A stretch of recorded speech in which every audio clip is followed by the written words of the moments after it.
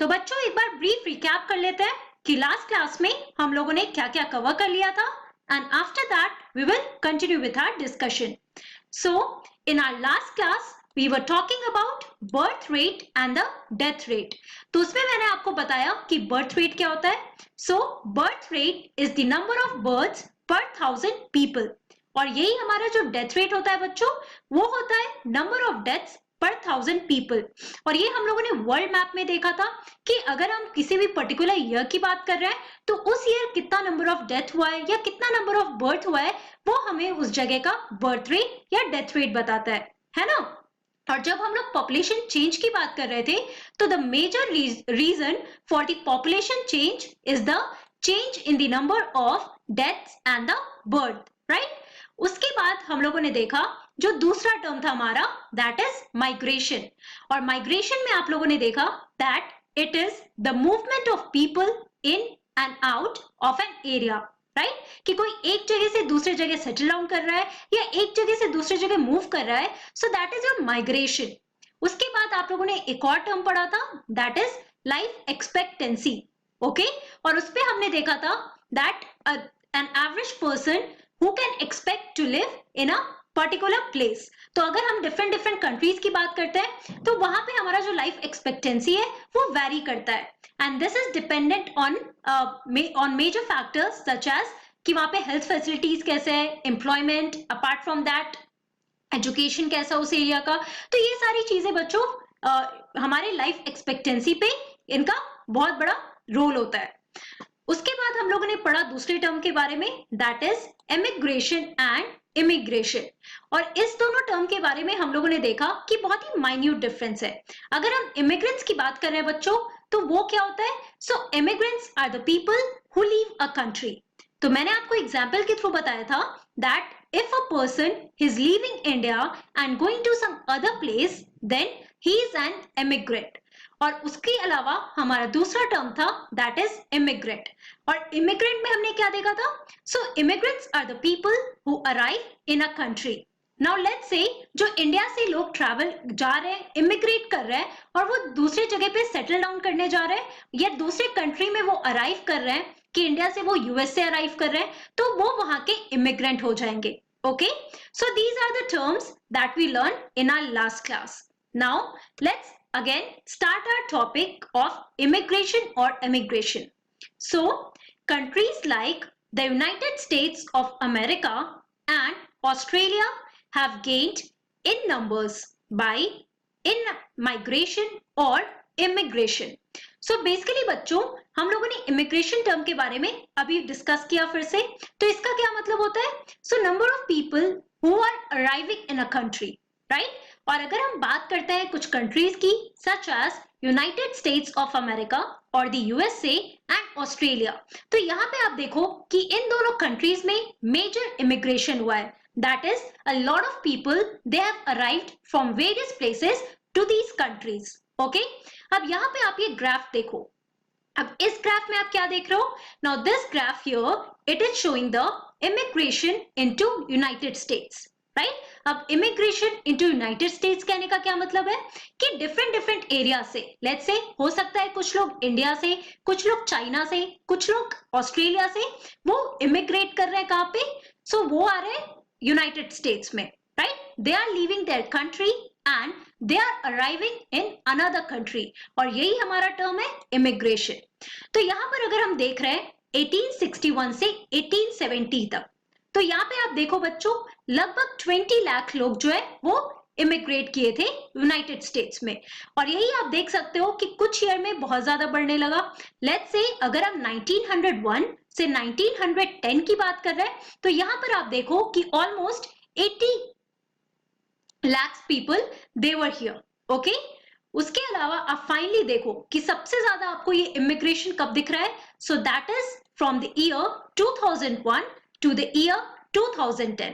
तो यहाँ पर अगर हम बात करते हैं 2010 तक की बात करें बच्चों, तो आप देख सकते हो कि बहुत ही बड़ा राइज हुआ है इमिग्रेशन में. That is more than 1 crore people they have moved into the United States. Right. तो इसकी इस तरह से हम क्या कह सकते हैं कि जो यूनाइटेड स्टेट का जो पॉपुलेशन का साइज है बच्चों, उसमें चेंज होगा, है ना। जैसे आप लोगों ने लास्ट क्लास में ये देखा था कि migration is also responsible for the change in the population size apart from the number of births and the number of deaths. Okay, now एक तरफ हम लोगों ने देखा जहां इमिग्रेशन हो रहा है कि लोग एक कंट्री को छोड़ के दूसरी कंट्री में अराइव कर रहे हैं। Now let's have example of another country here, that is Sudan. अगर हम सूडान की बात करते हैं बच्चों, so it is an example of a country that has experienced a loss in population. सो यहां पर आप देखो कि लॉस इन पॉपुलेशन हो रहा है। इसका क्या मतलब है कि लोग इस कंट्री को छोड़ के दूसरी कंट्री में जा रहे हैं। उसके लिए आप लोगों ने एक टर्म पढ़ा था, दैट इज एमिग्रेशन, राइट। तो बच्चों सूडान में क्या हो रहा है, सूडान में बहुत सारे लोग जो वहां पे रह रहे हैं, because of different reasons they are leaving that country and they are emigrating. Okay, वो अपने कंट्री को छोड़ के दूसरे कंट्री में सेटल डाउन कर रहा है और इसकी वजह से यहाँ का पॉपुलेशन धीरे धीरे कम हो रहा है। So therefore we can say that it is also because of immigration और एमिग्रेशन की एक जगह का पॉपुलेशन चेंज होता है। अगर हम यूनाइटेड स्टेट्स या ऑस्ट्रेलिया की बात कर रहे हैं तो वहां पे मान लो जितना भी पॉपुलेशन है और बाद में दूसरे कंट्री से अगर लोग वहां पे सेटल डाउन करने आ रहे हैं तो डेफिनेटली वहां का जो पॉपुलेशन साइज है उसमें चेंज होगा, वहां का पॉपुलेशन बढ़ते जाएगा, है ना। और वही अगर हम सूडान जैसे कंट्री की बात कर रहे हैं कि डिफरेंट रीजंस की वजह से वहां के जो लोग हैं उस जगह को छोड़ के डिफरेंट एरिया में जा रहे हैं, तो वहां का क्या होगा, पॉपुलेशन साइज धीरे धीरे घटने लगेगा या रिड्यूस होने लगेगा। Okay, so this is all about the concept of emigration and immigration. Okay, so keep that in mind here. Now यहाँ पे आप ये दूसरा पिक्चर देख रहे हो, इस पिक्चर में आप क्या पढ़ रहे हो बच्चों, that among approximately 3.79 million Chinese, they now living in the United States. Okay, अगर हम यूनाइटेड स्टेट की बात कर रहे हैं तो वहां पे आप देखो कि लगभग 3.7 मिलियन जो लोग हैं वो चाइनीज है और उसमें से आप देखो कि जितने भी आपके 3.7 मिलियन चाइनीज हैं, 2.2 million they were born in China. Okay, अब इसमें से आधा पॉपुलेशन जो है 2.2 million they were born in China, लेकिन वो वहां से इमिग्रेट करके बेसिकली वो अपने कंट्री को छोड़कर वो दूसरे कंट्री में जाकर सेटल डाउन किए। Okay, so this is all about your immigration and emigration. Now, जैसे हम लोग यूनाइटेड स्टेट्स की बात कर रहे थे, this is a world map and this is showing the United States immigration, right? Immigration कहने का क्या मतलब है कि डिफरेंट रीजन से लोग इस कंट्री में अराइव कर रहे हैं। तो यहाँ पर आप देख सकते हो कि कौन कौन से मेजर कंट्रीज है जहां से लोग यूनाइटेड स्टेट्स में सेटल डाउन कर रहे हैं। तो आप देख सकते हो एक हमारा एशिया का रीजन हो गया, दूसरा हमारा ओशियानिक यानी कि ये हमारा जो ऑस्ट्रेलिया और न्यूजीलैंड का एरिया बच्चों, यहां से भी लोग यूनाइटेड स्टेट्स में अराइव कर रहे हैं। उसके अलावा यहाँ पे आप देखो South America, Caribbean region, Central America और मेक्सिको का भी रीजन है जहां से लोग यूनाइटेड स्टेट्स में सेटल डाउन कर रहे हैं। Apart from that the region of Canada, कि कनाडा से लोग एमिग्रेट करके यहाँ यूनाइटेड स्टेट्स में इमिग्रेट हो रहे हैं। Okay, again the region of Europe या फिर अफ्रीका की अगर हम बात कर रहे हैं तो हर एक रीजन से आप देख सकते हो कि सबसे ज्यादा इमिग्रेशन कहाँ हो रहा है, यूनाइटेड स्टेट्स में हो रहा है। And this has happened in the year 1820 to 1995 और आज की डेट पे आप देखोगे कि ये चीज और बढ़ते ही जा रहा है। ओके,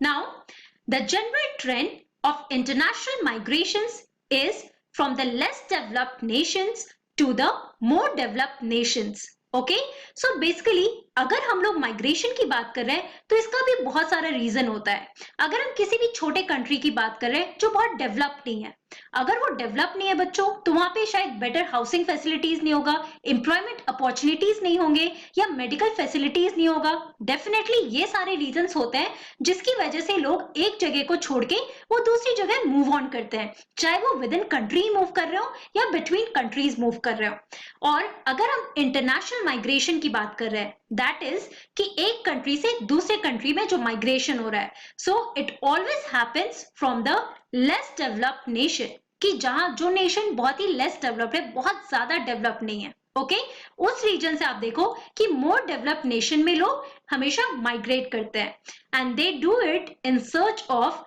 better employment opportunities और the basic need is the employment opportunities जो less developed nation में उतना नहीं मिल पाता है इसलिए वो more developed nation में जाते हैं in search of employment. Okay? Within countries, large number of people may move from the rural to urban areas in search of employment, education and health facilities. और वही अगर हम एक कंट्री के within की बात कर रहे हैं ओके लेट्स से इंडिया की बात कर रहे हैं तो इंडिया में आप लोगों ने अगेन सिविक्स में भी पढ़ा है ज्योग्राफी में भी पढ़ा है कि हमेशा माइग्रेशन कहाँ से कहाँ होता है बच्चों रूरल से लेके अर्बन एरिया में होता है तो हम लोगों ने ये भी पढ़ा है कि हमारा जो अर्बन एरिया है that is much more developed than the rural area right कि विलेजेस से ज्यादा डेवलप्ड ऑब्वियसली सिटीज है वहां पे आपको बहुत सारे फैसिलिटीज मिलेंगे चाहे वो एम्प्लॉयमेंट में हो मेडिकल हो हाउसिंग हो या कुछ भी हो राइट एजुकेशनल फैसिलिटीज तो ये सारे इंपॉर्टेंट रीजंस होते हैं कि अगर हम किसी कंट्री के विद इन माइग्रेशन की बात कर रहे हैं तो यहाँ पर आप देखो कि employment education or health facilities are the basic needs for which a person he moves from one region to another or within countries it happens from rural to urban areas right और यहाँ पे आप देख सकते हो this is the region of Sudan जिसकी हम लोग बात कर रहे थे that is in your Africa okay African continent में so basically these are some of the important points that you must remember while we are talking about immigration or emigration okay Now let's talk about patterns of population change. ये हमारा next sub topic है. So rates of population growth vary across the world. Although the world's total population is rising rapidly, not all countries are experiencing this growth.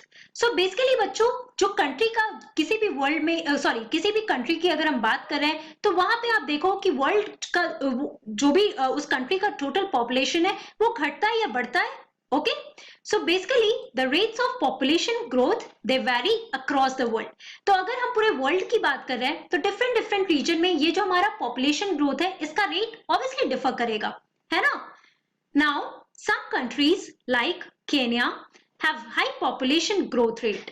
अगर हम कुछ countries की बात करते हैं फॉर एग्जाम्पल केन्या तो Kenya में क्या होता है हाई पॉपुलेशन ग्रोथ रेट होता है इसका क्या मतलब है they have both high birth rates and high death rate तो यहाँ पे बहुत ज्यादा बर्थ रेट भी है और बहुत ज्यादा डेथ रेट भी है ओके फॉर एग्जाम्पल आप ये ग्राफ देख सकते हो now Kenya's population is growing rapidly okay तो यहाँ पे अगर हम देखते हैं 1969 में आप देखो कि 10.9 है उसके अलावा फिर हम 1979 में जा रहे हैं तो 15.3 ओके मिलियंस की बात हो रही है यहाँ पे उसके बाद 1989 1999 तो आप क्या देख रहे हो कि यहाँ पे जो हमारा ग्राफ है वो धीरे धीरे बढ़ते ही जा रहा है it is not going down therefore यहाँ पे आप देख सकते हो कि हाई पॉपुलेशन ग्रोथ रेट हो रहा है कि यहाँ पे हाई बर्थ रेट भी होता है और डेथ रेट भी हो रहा है okay also in other countries like United kingdom population growth is slowing because of both low death and low birth rate.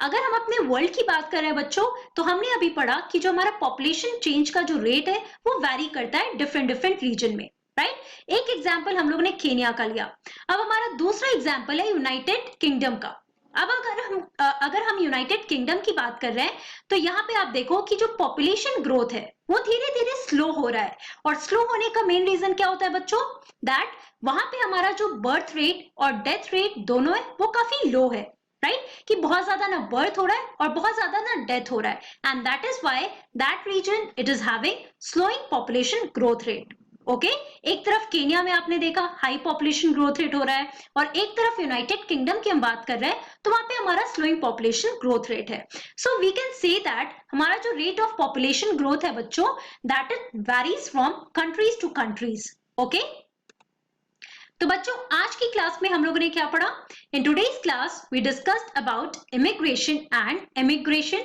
और हम लोगों ने मेजर देखा यूनाइटेड स्टेट्स की हम लोगों ने बात की उसके अलावा हमने सूडान का भी एग्जांपल लिया after that we talked about the patterns of population change right तो इसमें हमने देखा कि जो पॉपुलेशन चेंज का जो रेट है वो हर एक कंट्री में वैरी करता है ओके अब बेस्ट एग्जाम्पल है हमारा केनिया का, जहां पे हमने देखा कि हाई पॉपुलेशन ग्रोथ रेट है, that is high birth rates and the death rate.